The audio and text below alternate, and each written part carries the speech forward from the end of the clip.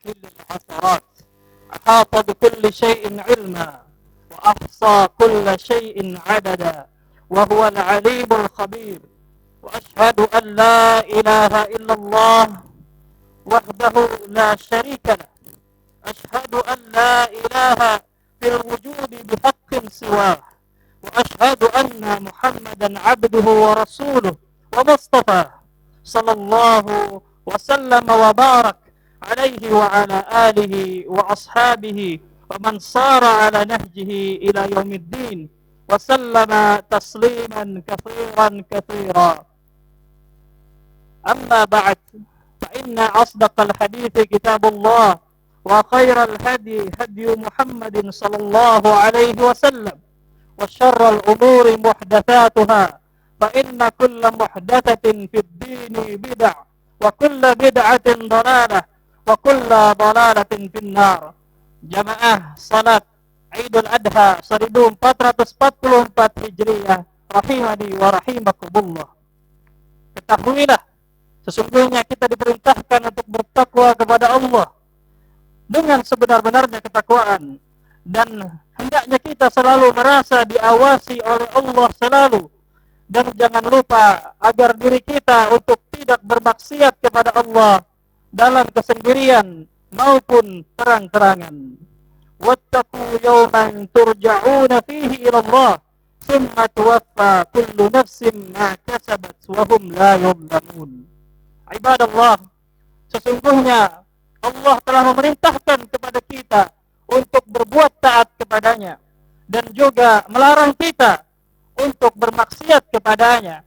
Dan Allah telah menjelaskan di dalam Al-Quran, di banyak tempat di dalam Al-Quran, apa-apa yang dihasilkan dari perbuatan dosa dan maksiat, hukuman-hukumannya. Dan Nabi SAW telah menjelaskan kepada kita hukuman dari perbuatan dosa dan maksiat, dan bahayanya untuk kehidupan pribadi dan bermasyarakat. Allahu Akbar, Allahu Akbar, la ilaha illallah, Allahu Akbar, Allahu Akbar, walillahil hamd. Kaum muslimin rahimani wa rahimakumullah, sungguh perbuatan dosa-dosa dan maksiat ini memiliki dampak yang buruk terhadap kehidupan pribadi dan bermasyarakat. Maka di dalam khutbah yang singkat ini, khatib pribadi akan menerangkan sedikit dampak dari perbuatan dosa-dosa dan maksiat atas kehidupan pribadi dan bermasyarakat, untuk menjadi pengingat bagi orang-orang yang berakal dan membangunkan hati orang-orang yang telah lalai. Yang pertama, di antara dampak perbuatan dosa dan maksiat dalam kehidupan bermasyarakat adalah munculnya kerusakan-kerusakan yang ada di muka bumi ini. Kerusakan pada udara, kerusakan pada air, pada buah-buahan, tanaman-tanaman, dan seluruh aspek-aspek kehidupan.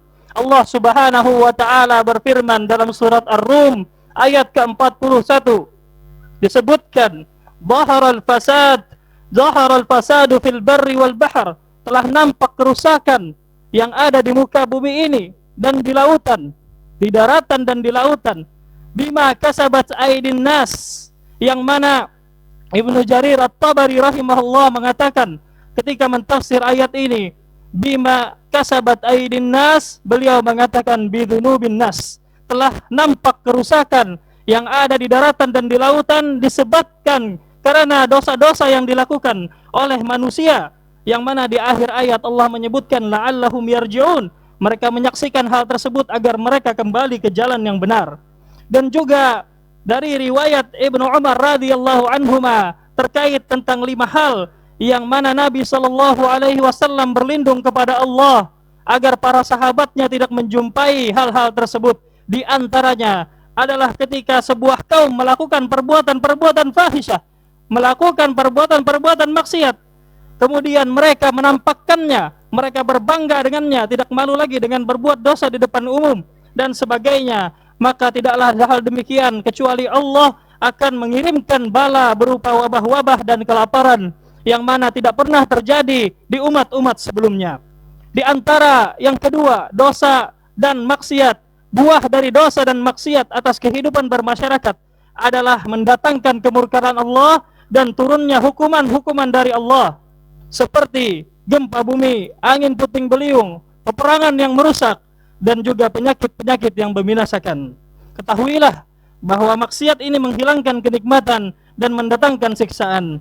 Allah berfirman dalam surat Asy-Syura, "Wa ma asabakum min musibatin fabima kasabat aydikum wa ya'fu an katsir. Nas'alullaha al-'afiyah was-salamah."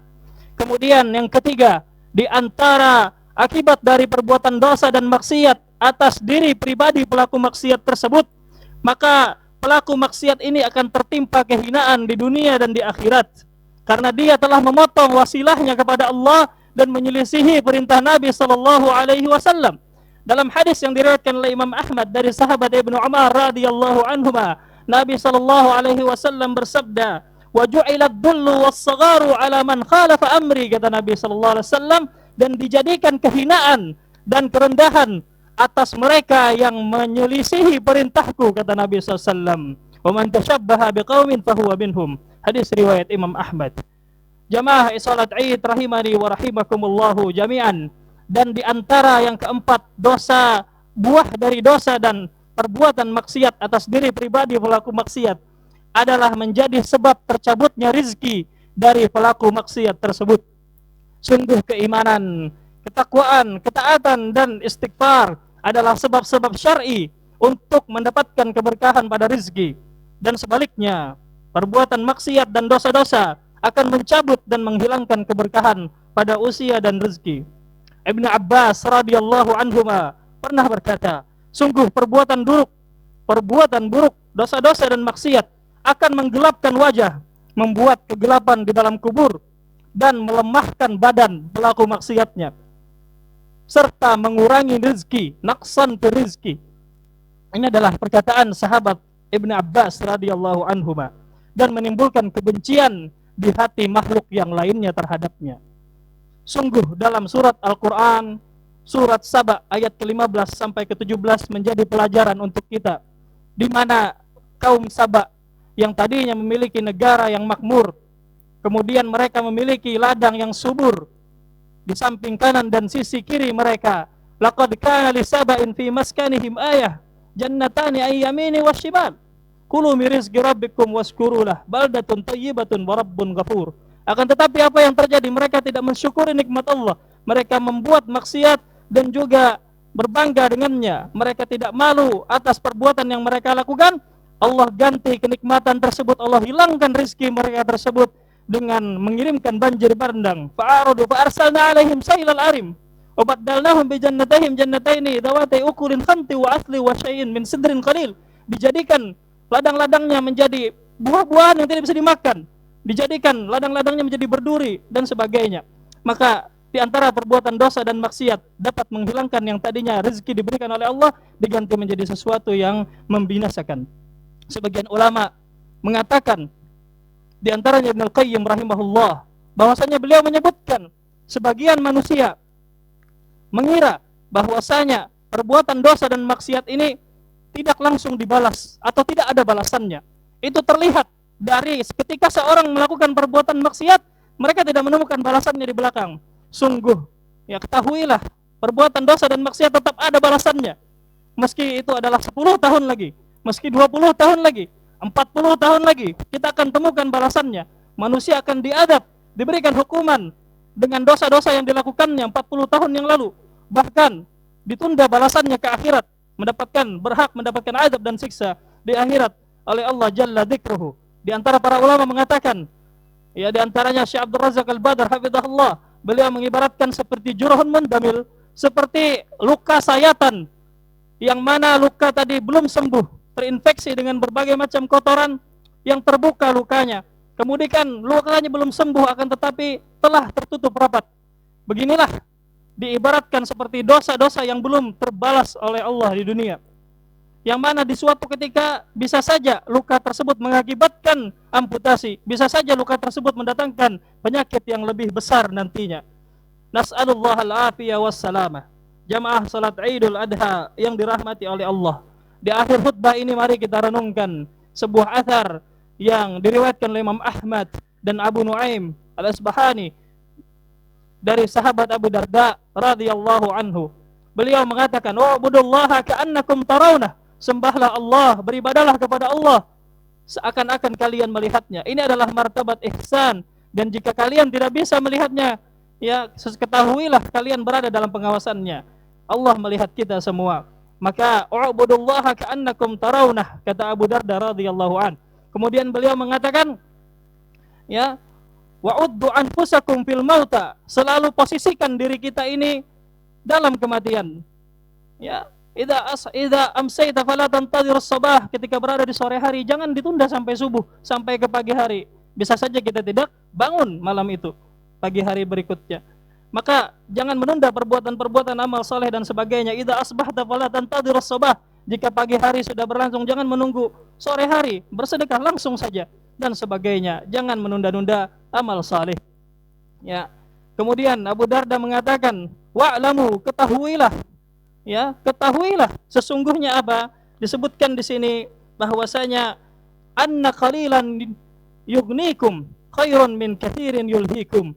Sesungguhnya yang sedikit di dunia ini akan tetapi bermanfaat untuk kita, kita merasa cukup dengannya, itu jauh lebih baik daripada hal-hal yang banyak yang kita dapatkan akan tetapi membuat kita lalai dari beribadah kepada Allah dan zikrullah. Dan juga di dalam riwayat yang lain disebutkan, wa'lamu annal khair annal birra la tabla wa annal itsma la yunsa, bahwasanya kebaikan itu tidaklah binasa akan tetapi kekal, ya, kekal nanti dibalas di akhirat. Dia akan membawa kepada kebaikan yang lain, amal-amal soleh yang lain. Dan ketahuilah bahwasanya maksiat, ya, la yunsa, Allah tidak akan melupakannya.